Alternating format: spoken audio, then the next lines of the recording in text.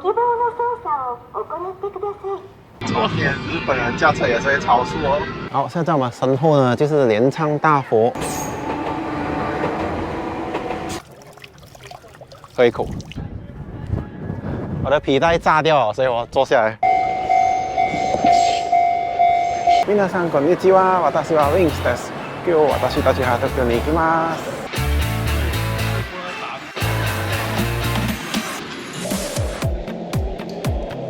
你看这个人穿白鞋去旅行，现在我记录一下。最后一天他就会变成黑鞋。没有曾经跟他断。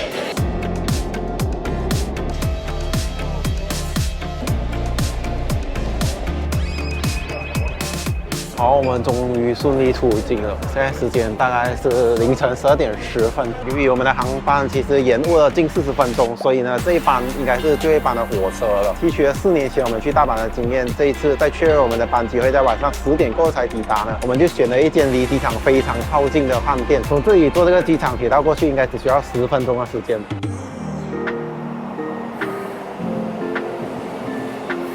现在我们登上了这个末班车，那这一次的东京之旅呢，我们是用这一张 ICOCA 卡。其实如果你在东京买的话，你应该会买到水卡，这一张是4年前在大阪买的。它的作用呢，就跟悠游卡、八达通还有 D-Money 是同样的，可以用在各大的交通工具和一般的便利店。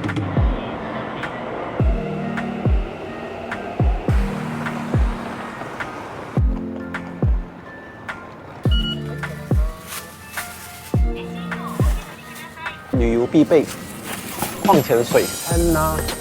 Hotel。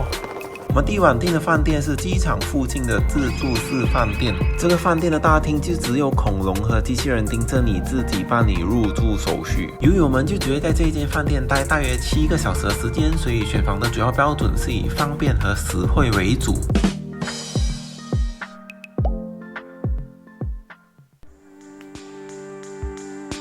早安，各位！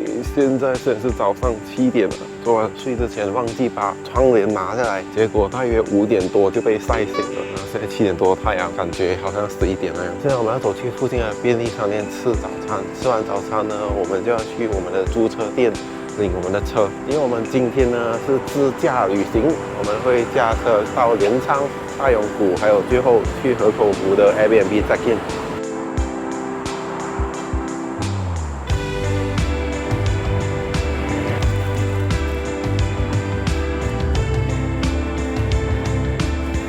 去的便利商店是没有座位让我们在室内用餐的，所以我们现在回到了我们的房间。你有在喝酒还是你在喝咖啡？对咖啡喝了会醉。有啊，哪有？现在要找我的朋友check out。早安，我还有个在吗？ご希望の操作をおこなしてください。对，听说日本人是非常准时的，是不是？现在我们正在走去我们这个出租车的店。我在网上订这个出租车的时候，我是选8点钟牵车的，可是我看了一下，这间店是早上8点才开门的，所以现在我们尽量赶在8点前到，看看是不是真的能如期的8点牵车。在这里看到一些我们马来西亚看不到的景观，就是这里的白领会穿着那种白衬衫加西装裤，骑脚踏车去上班。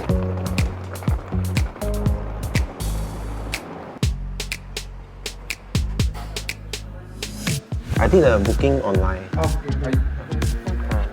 Yeah. 这个就是我们的车。不是。OK。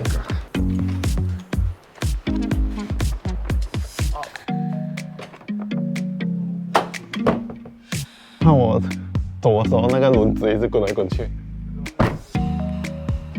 嘿 ，Thank you。好，经过一番折腾，还有语言障碍，我们现在终于拿到车了。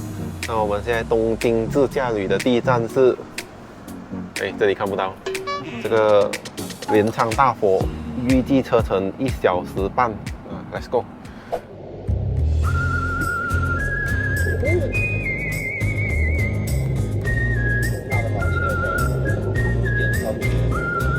闯红灯。现在拍了起来。我现在 try to learn how to driving culture 这个东西。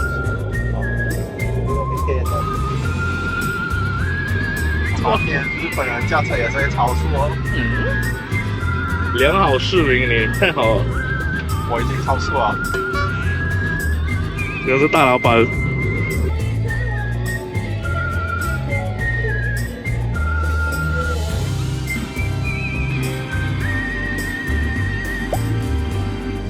怎么判断这个过呢？我感觉就是直接过了，不能过它应该会有红灯吧？太渣了，落閘。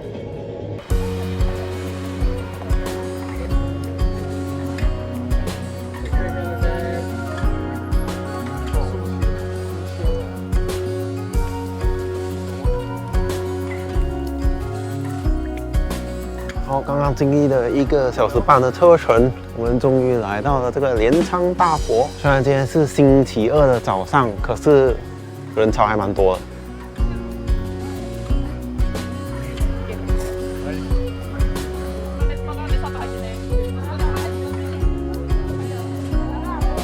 好，现在在我们身后呢，就是镰仓大佛。镰仓大佛这1252年，那到现在为止已经有近800年的历史了。800年还可以长这样，只能说日本的古代工艺真的是非常厉害。镰仓大佛的高度是13.7米，近4层半楼高，也是全日本第2高的青铜佛像。和你们分享一个冷知识，就是这一个看似非常巨大的佛像呢，在古代其实是在一个更加巨大的佛殿之内的。另外，这个佛像其实有一个秘密通道，可以让你抵达佛像的内部。等下有机会我们去走走看。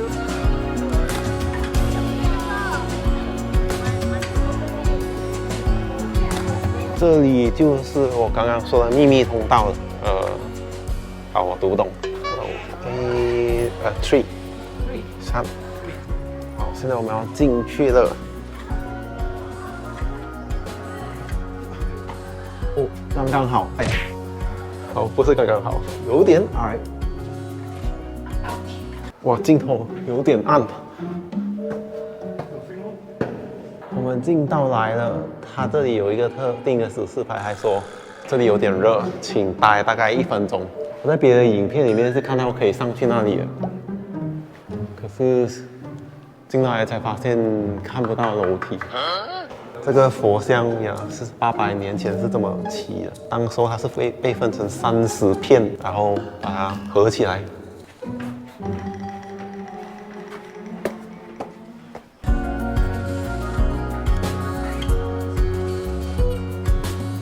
发现日本蛮多地方都不允许飞这个无人机的。那其实有一些郊外的地方，比如富士山那里，如果你申请的话，是有机会拿得到那个准证的。可是申请步骤有点繁琐，而且全日语的，所以最后我就放弃了。所以这一次的旅途不会有任何无人空拍机的画面。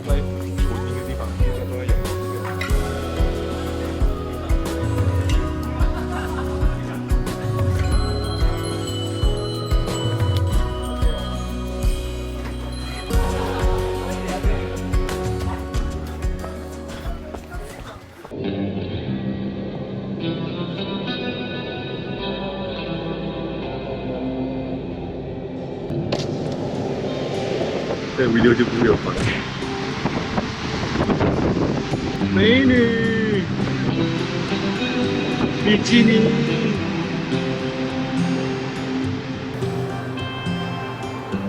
好，刚刚从镰仓大佛那里过来呢，大概15分钟的车程，我们就会来到这个镰仓高校前翼。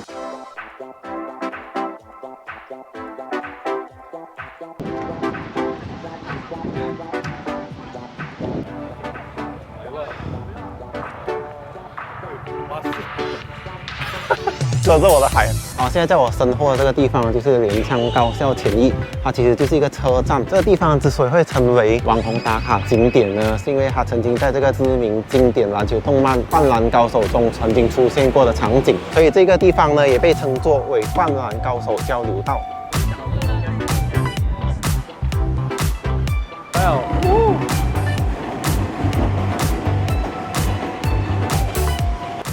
这个就是镰仓车站，那里就是刚刚那一个交流道。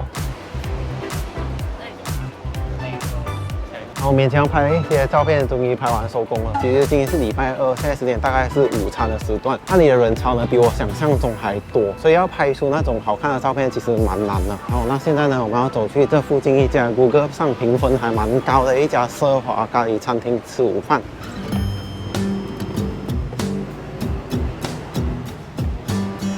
我们来到了这一家餐厅，那他说等待时间1个小时，那我们应该是不会等了，因为今天行程蛮赶的。我现在要找一下该去哪里吃午餐。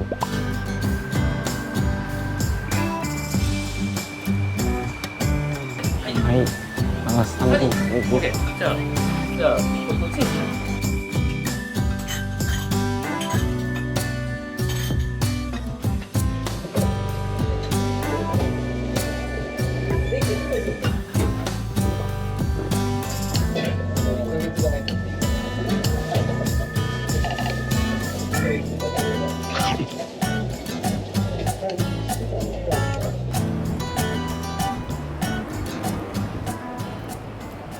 然后刚刚我们临时呢就去了一家附近的拉面店吃午餐，一走进去呢就有一种日本的传统老店的感觉，老板几乎就是一个人打理了整间店。那我点的是他们的一个招牌牛奶拉面加面，哇，那个分量真的是非常的多。其实如果你没有来镰仓这一带呢，我个人建议你们可以顺便去江之岛那里走走。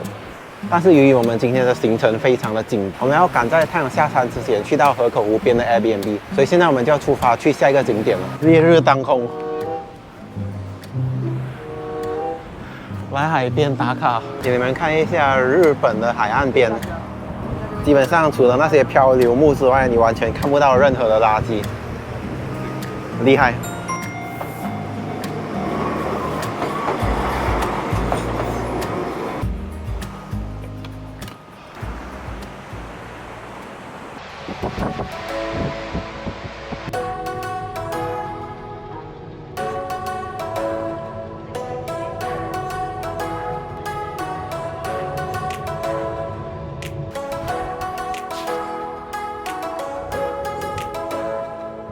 好，各位，现在我们来到了箱根的大永谷。我相信一般游客来大永谷一定会选择搭他们的缆车上来的。不过呢，我们有车就是任性啊，我们是直接驾车上到来这里的停车场。如你画面所见，现在这里的风非常大，而且周围那个温泉气体也非常的浓哦，非常大雾。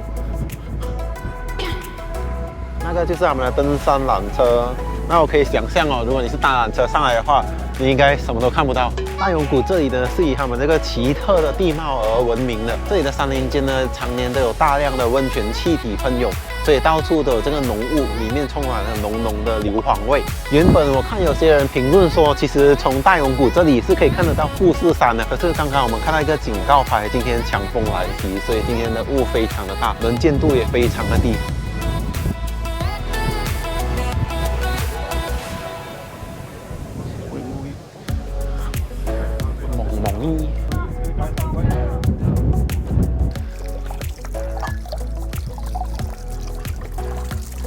哇，它的水是温的耶，和这边的天气对比，很舒服。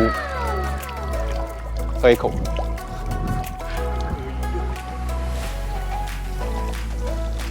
大永谷，我知道在画面里什么都看不到。它一天只有4批的游客能够进去，一批最多30个。然后我们已经错过了今天的最后一批了。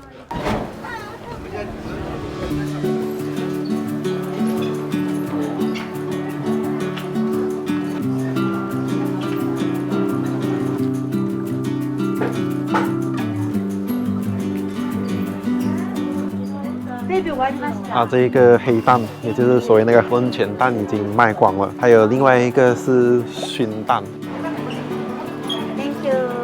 Thank you。几经考虑过后，我们对它那个烟熏蛋没什么太大的兴趣，结果我们就叫了这个冰淇淋。这样子小小一只要400yen，我们来吃吃看它是什么口味的。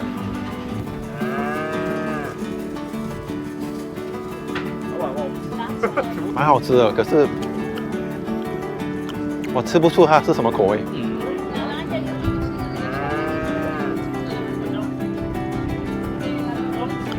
还有一种似曾相识的甜味。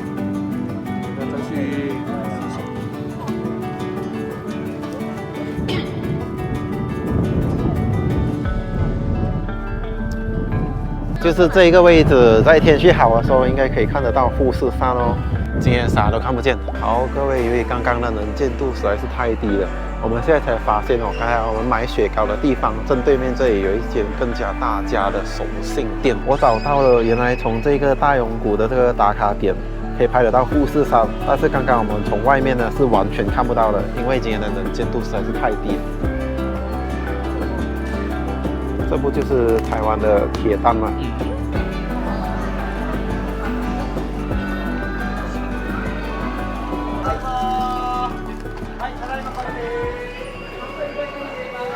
这就是这里的必吃延年益寿蛋，还温温的。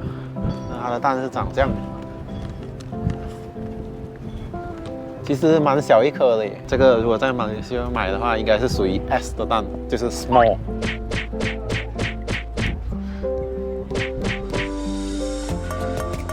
哦，好硬哦！我拿来敲我自己的膝盖。超痛了。那它里面看起来就是一般水煮蛋的颜色，是完全是白色的。好，拔完了，这是一般的水煮蛋，我们来试。吃起来的味道也是一般的水煮蛋。可是据说它吃的可以延寿7年。所以我原本可以到100岁，现在到107岁。它另外也有附一包食盐，你可以倒下去跟你鸡蛋一起使用，增加一些味道。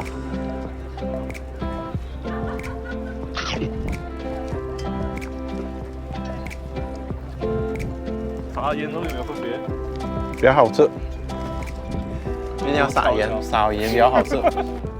这一颗可以增加7公分，我是说高度。另外一个的话，我就拿20回家。我不懂画面你能不能看到，可是从这里呢，我们是可以直接看到那个温泉气体从那地表里面喷出来的。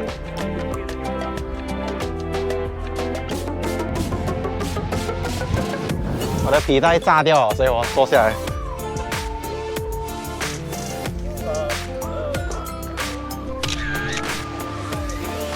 逛完了这个大永谷，那现在时间是下午的4点08分，我们要马上开车前往河口湖的 Airbnb check in， 希望在日落之前可以赶到。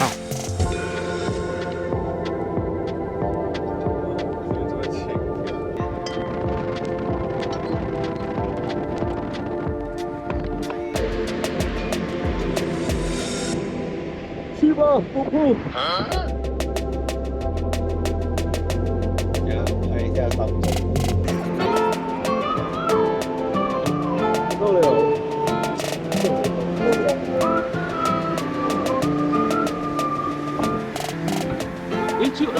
有车进。到了我们河口湖附近的 Airbnb 富士奶藏，那个就是富士山。我懂，从画面中它完全被云挡住了。好的，接下来让我带你们快速看向我们接下来2天的 Airbnb。从正门一进来的玄关非常的狭窄，基本上一次就只能1个人通过。门口一进来的位置就可以看到有3个分类垃圾桶，垃圾桶旁呢有2间厕所，里面几乎就只有1个马桶的空间。再往里面走，走廊的左边是淋浴间，除了有附洗衣机之外，重点是里面有2间淋浴间，可以让2个人同时洗澡。继续往里面走，就是他们家的客厅和厨房，而重点是他厨房的隔壁还有另外1个淋浴间。没听错，看到这里我当下就知道明天可以不用那么早醒。好的，回到去他们的客厅，就是一般的日式装潢，换句话说就是没有沙发。但是这不是重点，重点是客厅旁的门是可以打开的，外面呢有一个类似阳台的聚餐区，可以和朋友在这里一边聊天一边看着富士山的景色。接下来我们就来看看他们的2楼。2楼一上来的位置呢，有一个洗脸盆，早上起床呢可以在这里刷牙洗脸。然后左右两边呢有2间厕所，是的，又是厕所，加上楼下的2间，这间 Airbnb 总共有4间厕所。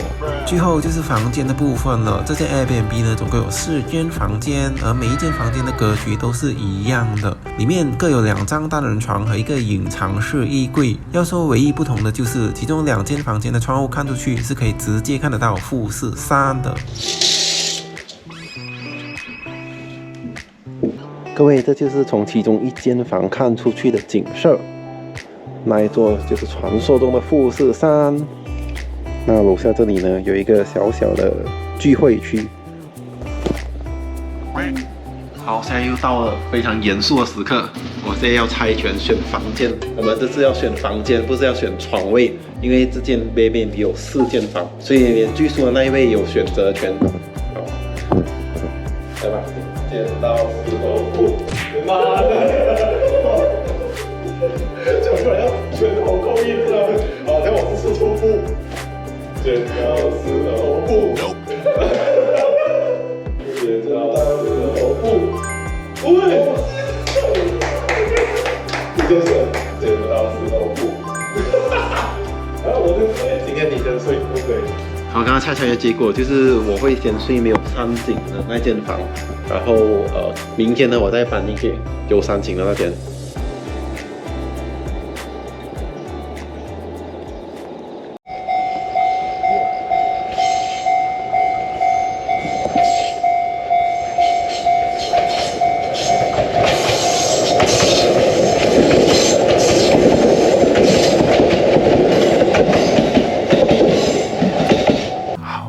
现在呢，我们要走出去吃晚餐了。我们这个 Airbnb 其实离这个河口湖只有2公里的路途，所以其实我们是可以直接从这里步行过去的。但是因为我们明天已经排了好几个河口湖的行程了，所以呢，现在我们打算走去附近的一间天妇罗店吃晚餐，过后就早一点回 Airbnb 休息了。坐火车了。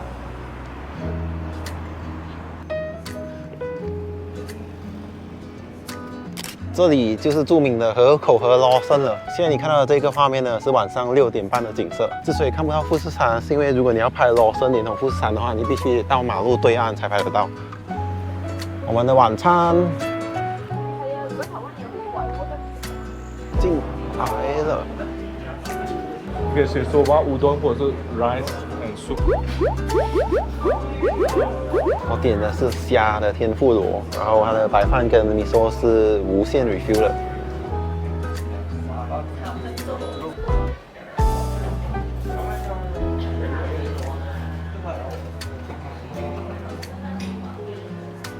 满满的，这题你要满的吗？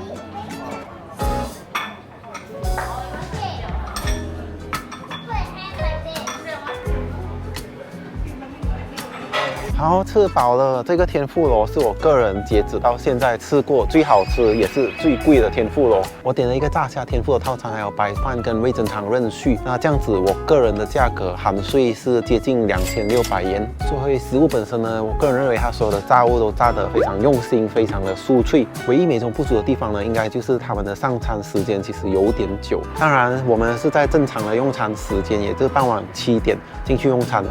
那在点餐过后呢，等了大概30分钟左右。好，现在其实在回程的路上呢，我们都留在这间罗森这里来购买一下过2天要去那间博物馆的门票。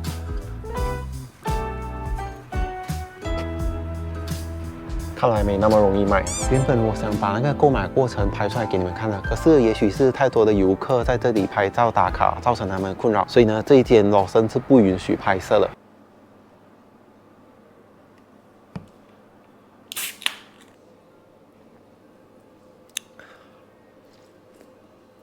好，各位，现在时间呢是晚上大约9点半，可是呢，喝完这瓶酒，我就要准备上床睡觉了，因为明天我们早上4点多呢有一个出门看日出的行程。现在简单的总结一下今天的行程。其实今天一整天下来，会和你们一般在网上看到的镰仓或箱根一日游会有一些不一样，因为毕竟我们今天是自己驾车，再加上我们的终点其实是河口河这附近的 Airbnb， 所以呢，整个行程上有点赶，我们就只能够从众多的景点中挑一些比较有名或者是我们自己私心想去的一些景点去那里逛逛。今天一整天呢，我们就只去了3个景点，那就是镰仓大佛、灌篮高手交流道，还有大永谷。要说今天这3个景点，我个人最喜欢的应该就是箱根大永谷了。在一个高原地带，但是到处呢都有这种温泉气体的喷发，导致到处都闻得到浓浓的硫磺味。但是有一点，就是我个人真的不建议你们直接驾车上去大永谷。可以的话，我其实会比较建议你们搭他们的登山缆车。当然，身为篮球迷的我，有机会去到这个灌篮高手交流道，也是觉得非常的感动啊，涌起很多童年的回忆。我这样说是不是暴露年纪了？那我们今天东京 Vlog 的第1集就到这里，喜欢这类型 Vlog 的朋友呢，欢迎下订阅并期待我们接下来更多的东京之旅。那我是 Win， 我们下次见，拜拜。如果有时候你们去旅行，早上的行程非常累，可是到了晚上的时候脑袋特别的清醒，睡不着觉的话，我这里和你们分享一个我常用的小贴士，那就是你可以去附近的便利店买他们当地的啤酒啊，一口气把它 shot 掉，那晚上你就可以一觉到天亮了。